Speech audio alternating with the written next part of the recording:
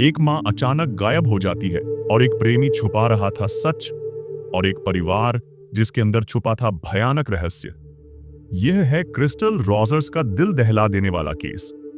इसको अंत जरूर देखें क्योंकि आगे बहुत बड़ा स्पॉइलर है। क्रिस्टल रॉजर्स बार्डस्टाउन, केंटकी की 35 साल की एक मां थीं। वह अपने बच्चों के लिए बेहद ईमानदार और जिम्मेदार मानी जाती थीं। वह लुइसविल से लगभग 45 मील दूर रहती थीं और अपने 4 बच्चों की कस्टडी अपने पूर्व पति कीट के साथ साझा करती थीं। भले ही उनका और कीट का रिश्ता खत्म हो चुका था, लेकिन दोनों बच्चों की खातिर अच्छे संबंध बनाए हुए थे। उनका सबसे छोटा बेटा केवल 2 साल का था और अक्सर क्रिस्टल अपने बॉयफ्रेंड ब्रूक्स हॉक के साथ रहती थीं। 5 जुलाई 2015 की सुबह क्रिस्टल की मां शेरी बेलार्ड को कुछ अजीब लगा। उनकी बेटी आमतौर पर हर कॉल का जवाब देती थी, लेकिन उस दिन से वह फोन नहीं उठा रही थी। एक दिन बीत गया, कोई जवाब नहीं। मां का दिल कह रहा था कुछ गड़बड़ है। शेरी ने दिन भर फोन मिलाया, दोस्तों और रिश्तेदारों से पूछा, पर किसी को नहीं पता था कि क्रिस्टल कहां है। उसी वक्त क्रिस्टल की छोटी बहन ब्रुक ने भी कहा कि वह अपनी बहन से संपर्क नहीं कर पा रही। उसने बताया कि मैंने क्रिस्टल के प्रेमी से बात की। ब्रुक्स ने कहा कि उसने शुक्रवार के बाद से क्रिस्टल को नहीं देखा। उसके अनुसार रात में क्रिस्टल फोन पर गेम खेल रही थी और सुबह उठकर वह घर से गायब थी। ब्रुक्स ने सोचा कि शायद वह अपने रिश्तेदारों के यहाँ 4 जुलाई का पार्टी मनाने गई होगी। जब शेरी को कोई खबर नहीं मिली तो उन्होंने पुलिस में रिपोर्ट दर्ज कराई। उसी दिन क्रिस्टल के पिता टॉमी और भाई केसी को कुछ मिला जिससे सब कुछ बदल गया। ब्लूग्रास पार्कवे के किनारे उन्हें क्रिस्टल की कार मिली। कार का टायर पंचर था। अंदर उसके फोन, चाबियां और पर्स पड़े थे। मतलब वह कहीं गई ही नहीं थी। टॉमी ने कहा, अगर क्रिस्टल को गाड़ी में दिक्कत हुई होती तो वह हमें जरूर बुलाती। वह अकेले कभी कुछ ठीक करने नहीं लगती। कार में किसी भी झगड़े के निशान नहीं थे, लेकिन ड्राइवर सीट की पोजीशन अजीब थी, मानो किसी और ने वह गाड़ी चलाई हो। पुलिस ने गवाहों की तलाश की, मीडिया में क्रिस्टल की फोटो जारी की, लोगों से मदद मांगी, लेकिन कोई ठोस सुराग नहीं मिला। इस बीच टॉमी और परिवार ने खुद सर्च टीम बनाई और आसपास के इलाकों में तलाश शुरू की। गर्मी और उमस की वजह से यह मुश्किल था, फिर भी सैकड़ों लोग मदद को आए। लेकिन एक शख्स गायब था, ब्रूक्स। वह अपनी प्रेमिका को ढूंढने नहीं आया। उस पर पुलिस को शक हुआ। जब ब्रूक्स से पूछताछ की गई तो उसने बताया कि क्रिस्टल और उनका बेटा पिछली रात उसके परिवार के फार्म में थे। आधी रात के बाद सब घर लौटे। वह सो गया और जब सुबह उठा क्रिस्टल गायब थी, सिर्फ उनका बेटा वहीं था। उसने फिर वही कहा, शायद वह अपने कजिन्स के पास चली गई हो। लेकिन परिवार ने इस बात को झूठ बताया। क्रिस्टल कभी अपने बच्चे को अकेला नहीं छोड़ती थी। वह अपने 2 साल के बेटे से बहुत जुड़ी हुई थी।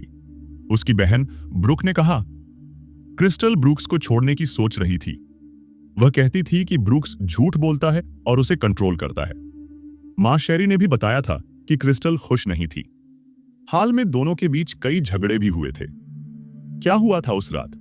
क्या ब्रूक्स सच बोल रहा था या फिर वह कुछ छिपा रहा था? इन सवालों का जवाब आज तक कोई नहीं दे सका। जैसे जैसे क्रिस्टल रॉजर्स की गुमशुदगी की जांच आगे बढ़ी, पुलिस ने उसके प्रेमी ब्रूक्स हॉक को पॉलीग्राफ टेस्ट के लिए बुलाया।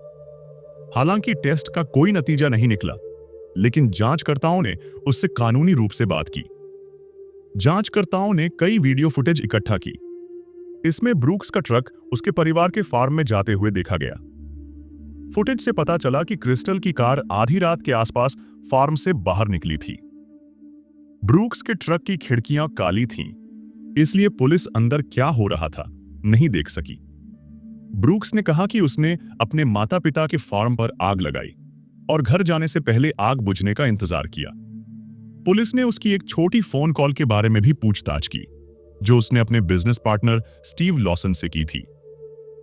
स्टीव ने कहा कि यह कॉल सिर्फ किराए के मकान का नंबर जानने के लिए थी, लेकिन पुलिस को उसका जवाब थोड़ा शकी और पहले से तैयार किया हुआ लगा। स्टीव ने बताया कि ब्रूक्स ने उसे कहा था कि घर पहुंचने तक रुक जाए, क्योंकि ऐसी बातें संभालना क्रिस्टल का काम था। पुलिस को शक था कि ब्रूक्स के फार्म हाउस पर कुछ तो गलत हुआ था।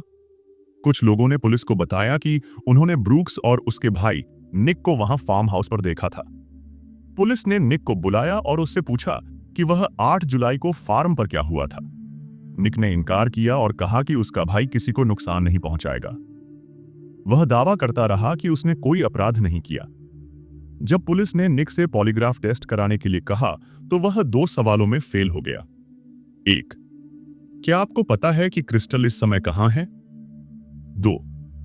क्या आप क्रिस्टल के साथ क्या हुआ इसके बारे में कोई जानकारी छिपा रहे हैं? लेकिन निक ने अपनी बात पर कायम रहते हुए कहा कि वह पूरी तरह ईमानदार है।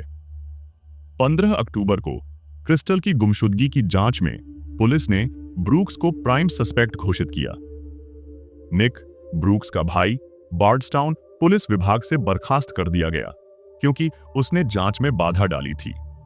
हालांकि पुलिस के पास गिरफ्तारी के लिए पर्याप्त सबूत नहीं थे।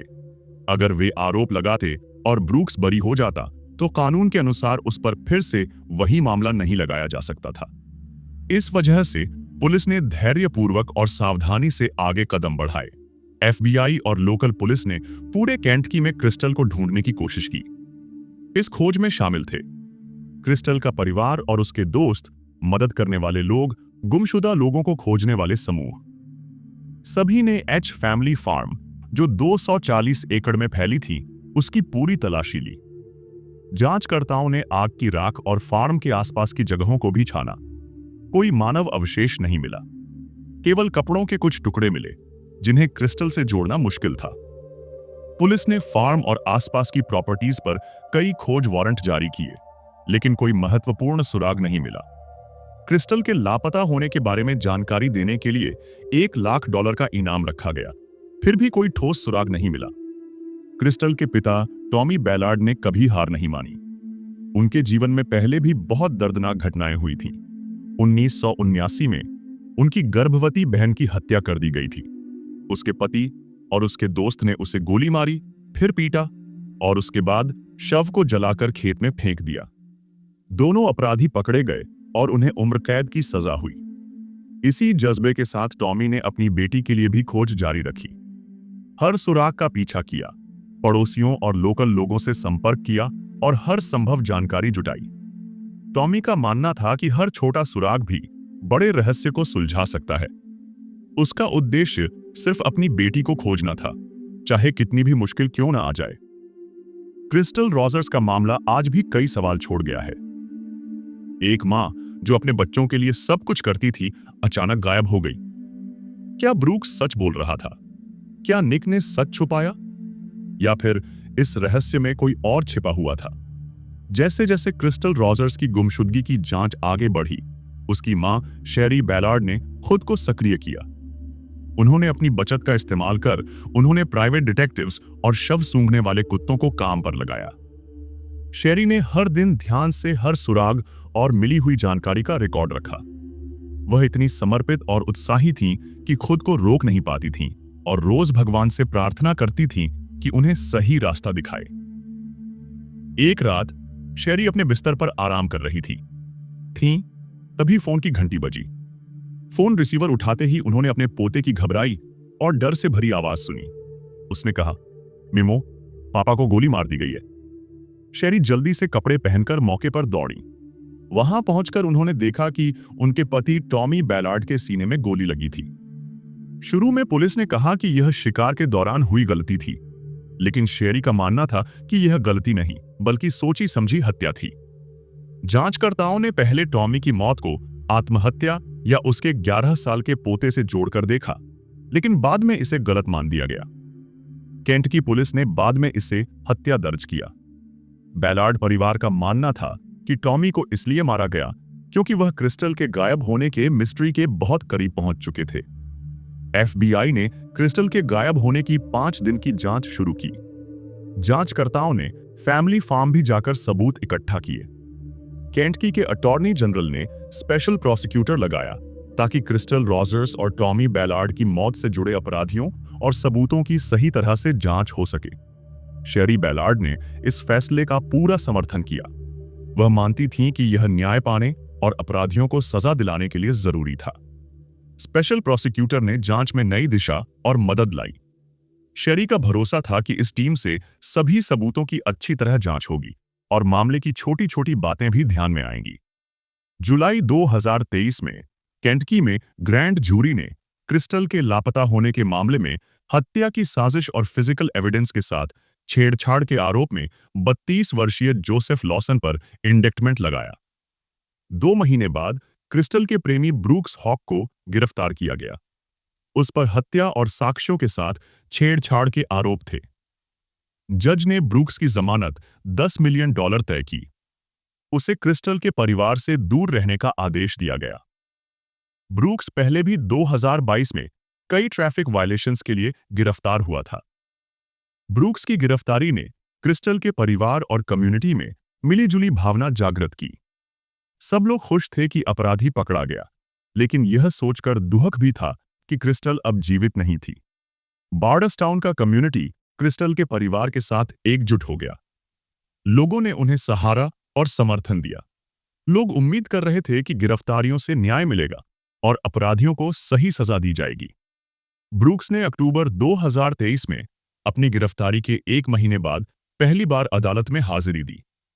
जांच और मुकदमे का काम अब भी चल रहा है, लेकिन एक बात साफ है, क्रिस्टल रॉजर्स और टॉमी बेलार्ड के परिवार के लिए न्याय की मांग कभी खत्म नहीं होगी। क्रिस्टल रॉजर्स के मामले में अदालत की सुनवाई एक महत्वपूर्ण मोड़ में थी।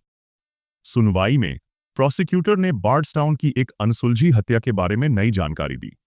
जज ने स्पेशल प्रोसिक्यूटर शेन यंग से पूछा कि क्या यह किसी और मामले से जुड़ी हो सकती है। जज ने कहा कि वे टॉमी बेलार्ड की मौत की भी जांच कर रहे हैं। क्रिस्टल के पिता को यह सुनकर लगा कि दोनों हत्याएं जुड़ी हुई हैं।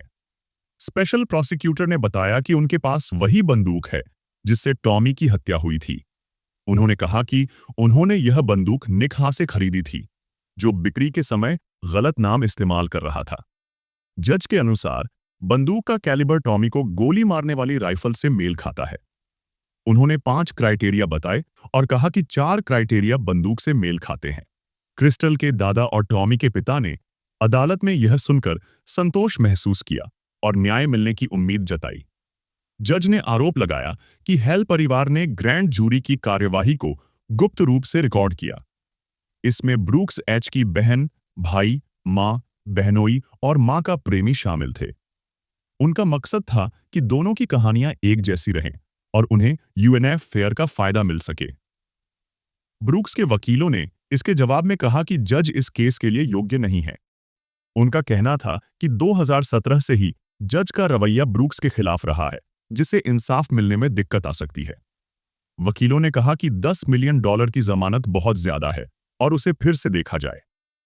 वे चाहते थे कि एक नया और इम्पार्शियल जज जल्द इस केस की सुनवाई करे।